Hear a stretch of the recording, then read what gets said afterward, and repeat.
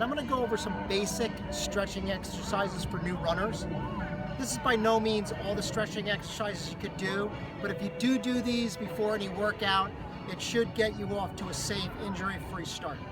So the first thing I want to mention is before you do any stretching routine, you actually want to warm up the muscles. You want to get some blood flow into the muscles before you stretch, because blood flow actually allows the muscle to stretch better.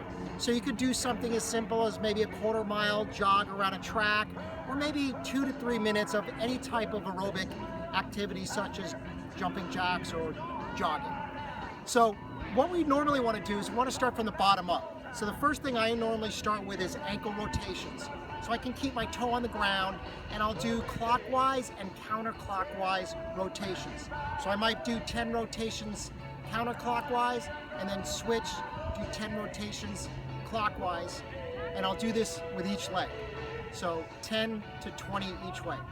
The second one I want to do is I want to actually rock forward and backwards on my feet. So I'm going to go from forefoot to heel, heel to forefoot, back and forth, maybe about 20 times. What this will do is it'll start activating the calves and the muscles in the front of the shins in order to get them fired up to start your run. The next thing I'm going to do is I want to stretch the back of the lower leg. Okay, so this is a calf stretch. So what we're going to do is I'm going to stretch my right leg. I'm going to put that back. My left leg is going to go forward, and I'm going to keep my heel and my foot on the ground, and I'm going to slowly kind of rock the hips forward and actually drop the knee just slightly.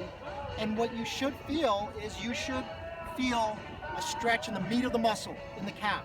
All right. In order to get the Achilles tendon, which is lower down near the heel, you can now drop the knee, and you should feel that farther down. Again, you keep your heel flat on the ground. So 2 positions: rock the hips forward, bend the knee slightly, keep the heel on the ground, and then the second one is drop down. You can drop both knees down, and you'll feel it lower down in that Achilles tendon. Next stretch we're going to do, the thighs, the quads. We want to get a good stretch on them. They're doing a lot of work when you're running. So all you're going to do is you're going to grab your ankle and keep the foot straight back, and you'll get a stretch in the front of the quad. An alternate method too to get a little more range of motion in the quad is to reach across with the opposite hand, and you're going to get a little more stretch in that quadriceps muscle. The third or fourth one is we're going to stretch the hamstrings. So what we're going to do is we're going to put our heel on the ground, our toe up, and then we're just going to reach for our toe. You should feel this in the hamstring or the back of the knee. If it's really tight, some of you may feel in the back of the knee, others right in that meat of that hamstring, and then just touch that toe.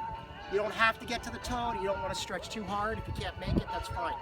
And then the last one, which I think is the most important, is stretching these hips, and mainly the glute back here.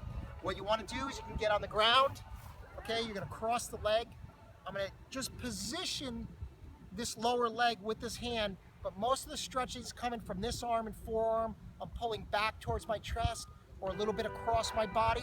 For most of you, it should get a deep stretch in this glute. And we're going to do that on both sides. That's a really important exercise because a lot of injuries stem from the hips.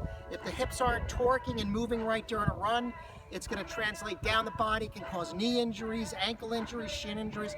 So that's an important one. You can sit at your desk in your office, cross that leg, stretch it. So I try to do that 3 or 4 times a day, especially when I'm training hard.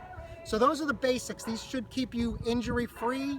And then as you get stronger and stronger, you can add more to your stretching routine.